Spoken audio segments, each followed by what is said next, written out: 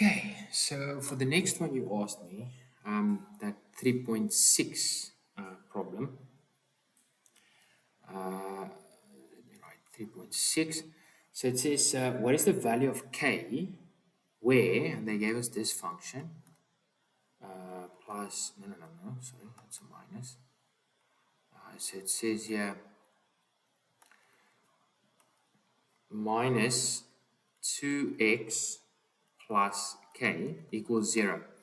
So what we can do is, let's first multiply by the minus everywhere. So we get x plus 2x, that sign needs to change as well, minus k.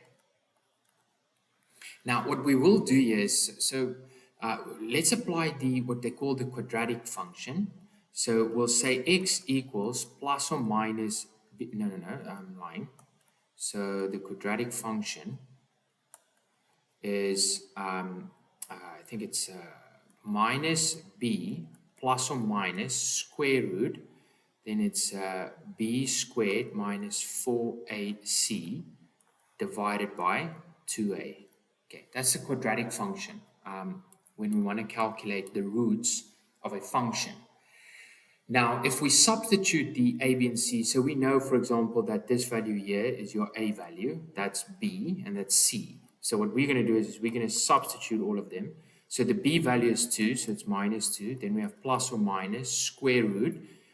B squared is 2 squared is 4, minus 4, and then a is just 1, and c is the k, right? Divided by 2a, which is just 2, because it's 1, a is 1.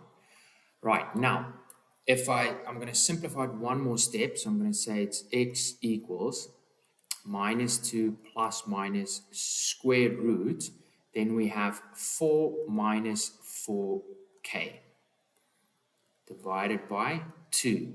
So what they said was, they said, what is the value of k? So what is the value of k where this function has no real roots? So when does something not have real values? And that's when this part here is less than 0.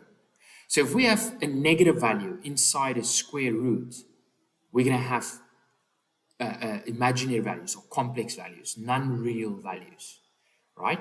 So what I need to do is I need to say that this x will have no real roots if that part within the root, the square root, is less than 0. So if that part is less than 0, now through algebraic manipulation, I can say if minus 4k is less than minus 4, I subtracted a 4 on both sides. I'm going to multiply by minus on both sides, or rather, let me divide by minus 4 on both sides. Now remember, when you divide or multiply an inequality with a minus, the sign needs to turn around. So basically, you'll end up with k is greater than 4 divided by 4 is 1. So if k is greater than 1, then we won't have any real roots. It's very simple to see. I showed you now the method to calculate it, but it's actually easy to see from here. So as soon as you're in this part, you can easily see that as soon as k becomes greater than 1, then this part here will become greater than 4, which will then subtract from a 4, which will start become negative. So you can actually spot it from here already, but I just showed you now by putting it less than 0, then you'll get that k must be greater than 1, then I won't have any real values for x. And that's it. Hope that helps. Thank you so much.